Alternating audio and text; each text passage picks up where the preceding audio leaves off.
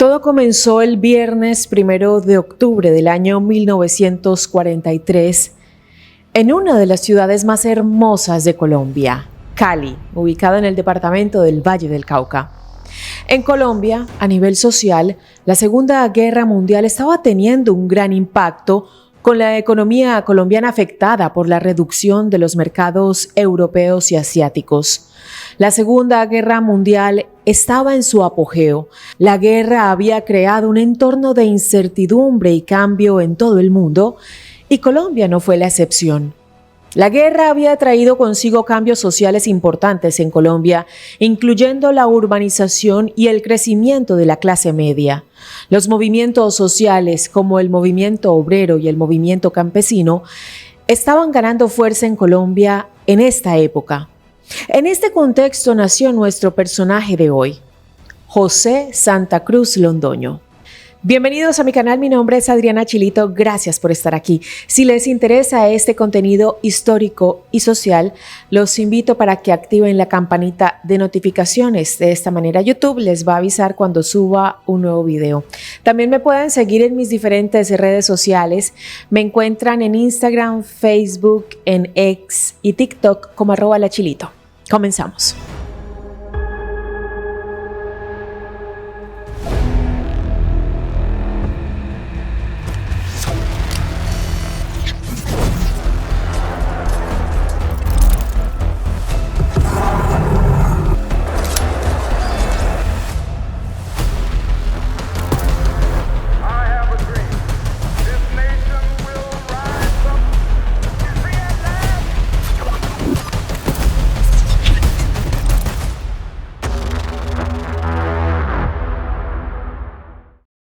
Biografía.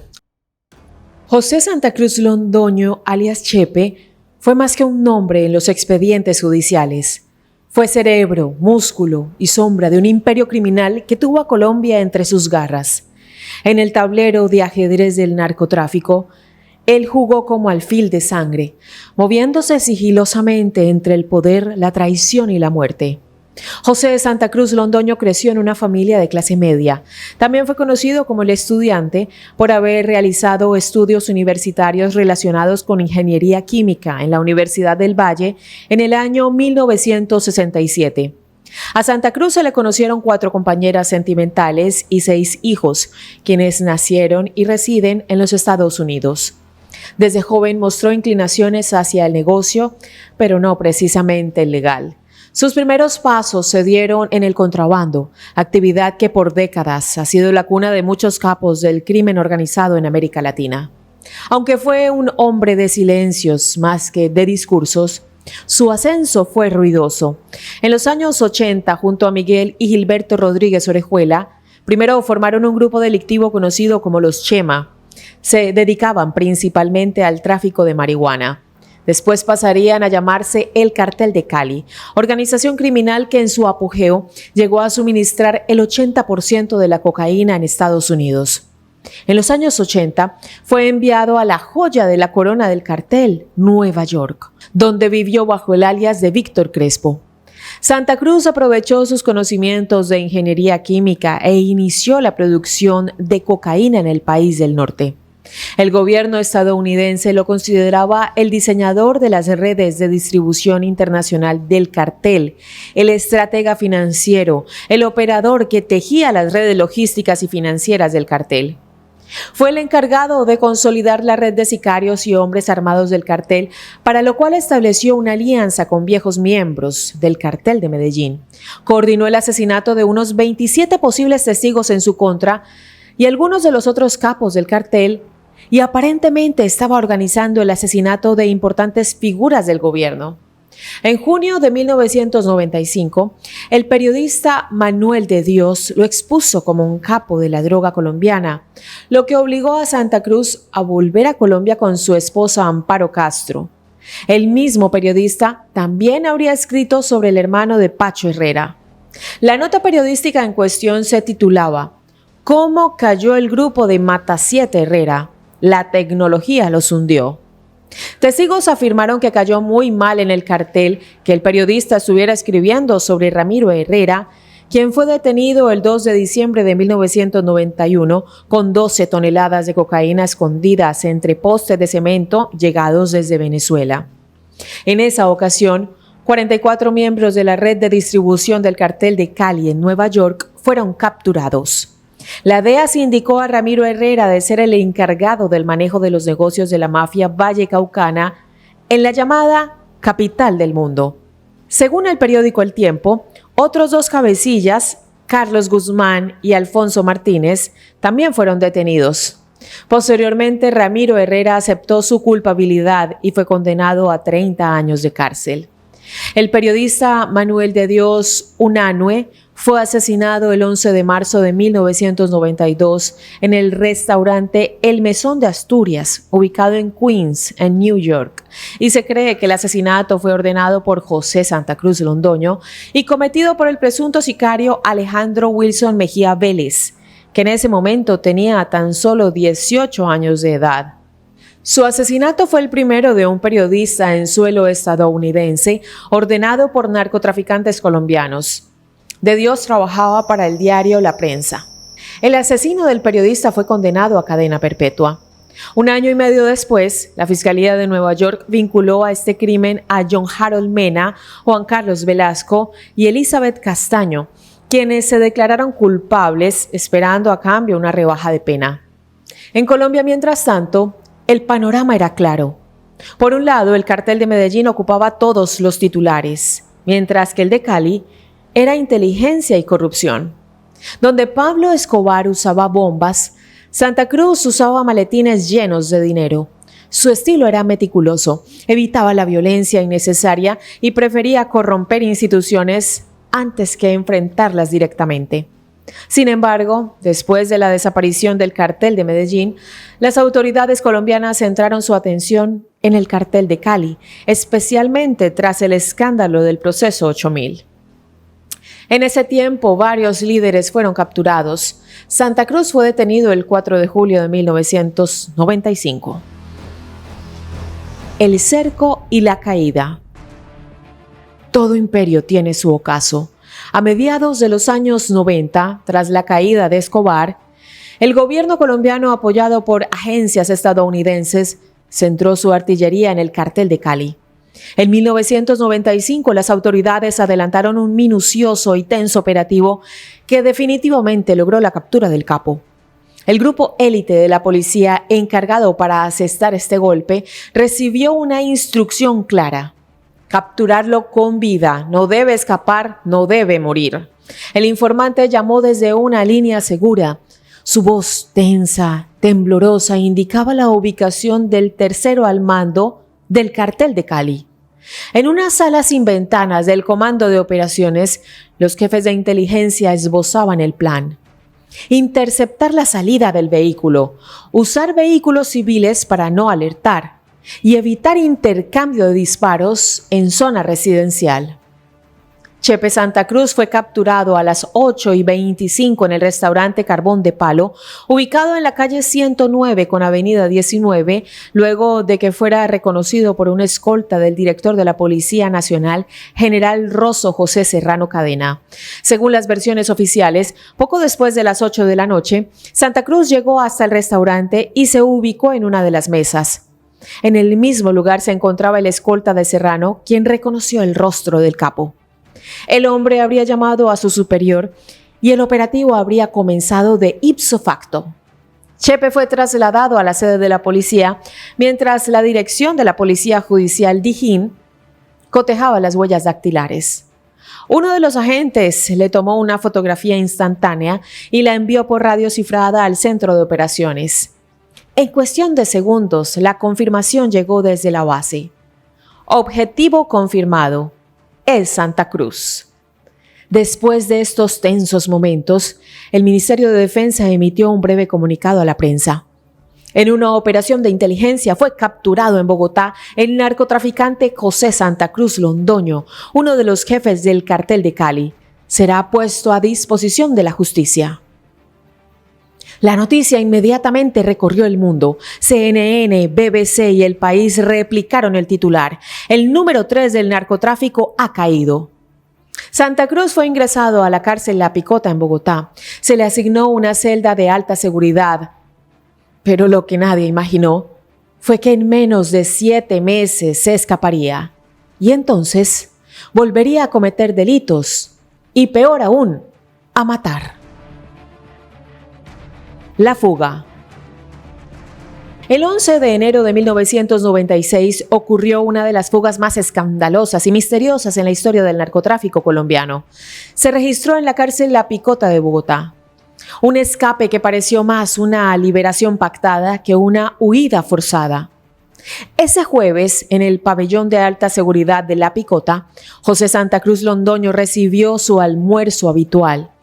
Era un interno más, educado con los guardias, discreto con los demás presos, llevaba meses tejiendo amistades estratégicas. A estas alturas, Chepe ya no era solo un recluso, era el dueño informal de parte del penal. José Santa Cruz Londoño escapó de la prisión de La Picota en Bogotá el 11 de enero de 1996 tras sobornar a varios individuos. Su escape fue a través de un cristal de seguridad de la sala de interrogatorios de un fiscal sin rostro. Luego se fugó en una camioneta. Según los informes extraoficiales, un grupo de supuestos abogados entró al centro penitenciario. Portaban documentación aparentemente en regla. Uno de ellos tenía una orden para trasladar a un recluso a una diligencia judicial. El personal de la garita apenas revisaba los papeles. Nadie sospechaba, o nadie quería sospechar. Más tarde se sabría que no eran abogados y que la orden era falsa. Los registros de salida no marcaban ninguna anomalía, todo parecía legal. Chepe y sus acompañantes pasaron la primera puerta de seguridad. La orden de traslado que portaban no levantó alertas. Algunos guardias, según investigaciones posteriores, recibieron fuertes sumas de dinero en semanas previas.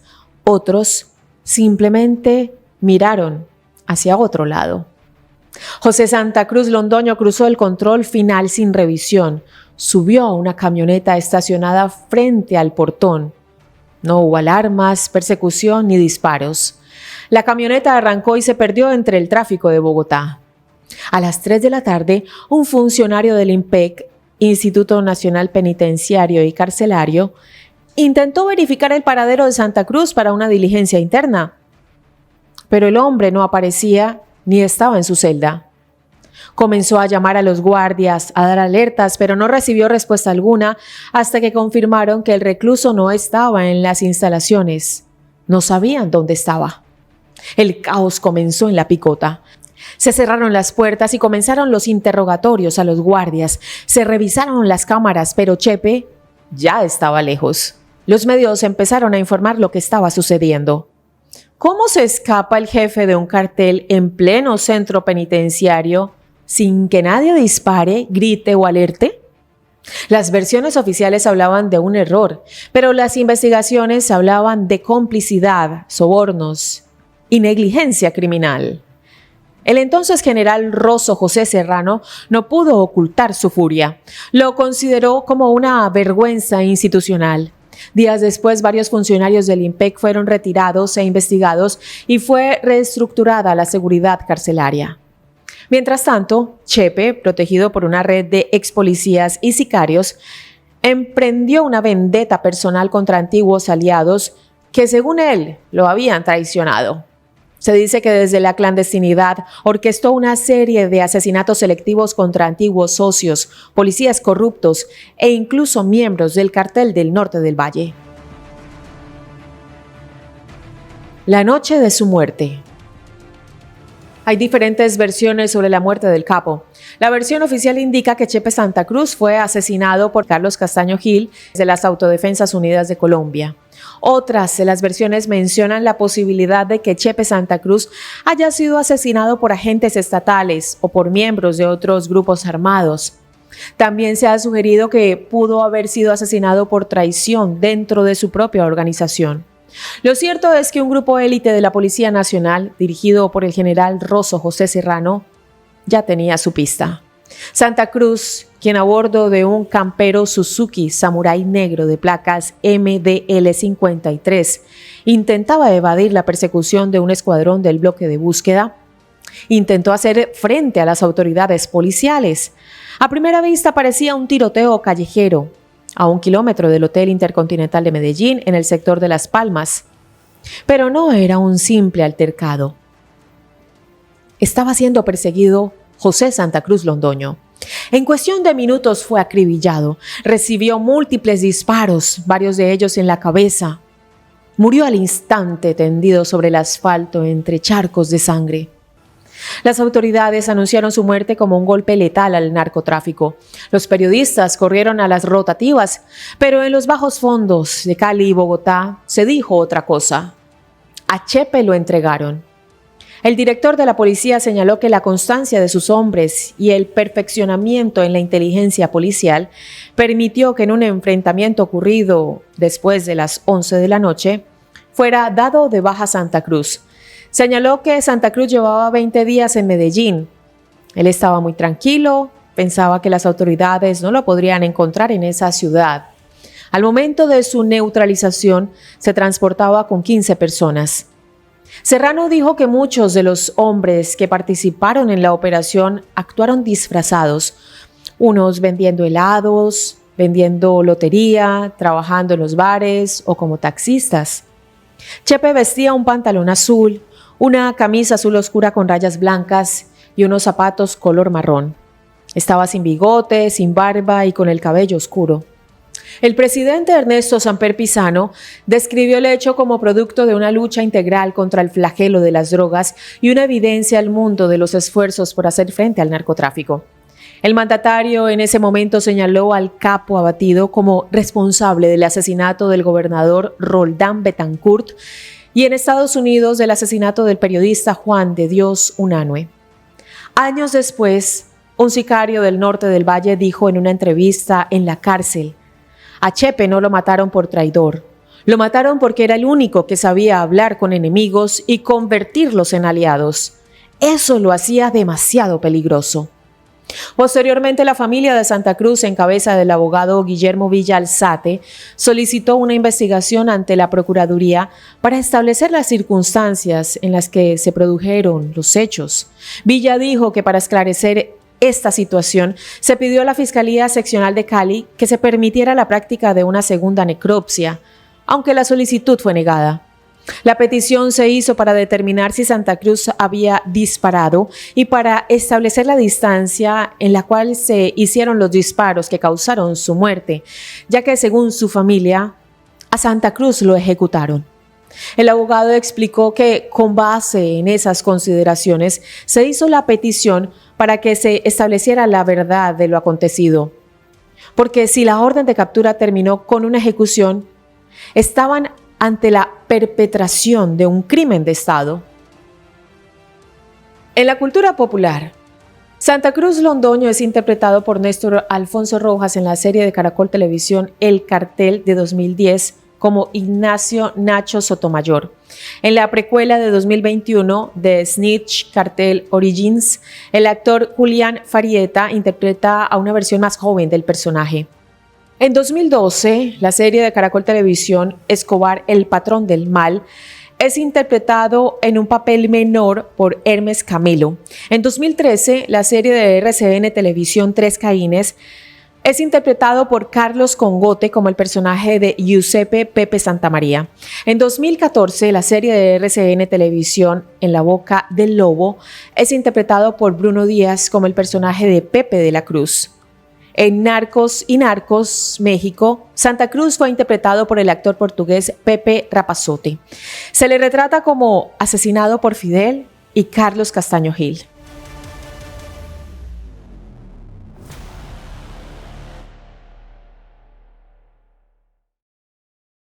Gracias a todos por llegar hasta el final del video. Si les gusta este tipo de contenido, los invito para que se suscriban al canal, para que activen la campanita de notificaciones y de esta manera puedan conocer de primera mano hechos trascendentales que ocurren en Colombia, el mundo y la historia reciente que marca la dinámica social del país.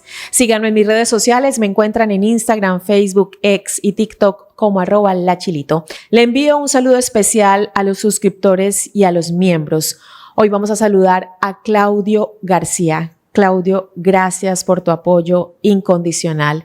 Los quiero muchísimo a todos. Espero que tengan una feliz semana y nos vemos muy pronto en un próximo video. Bye bye.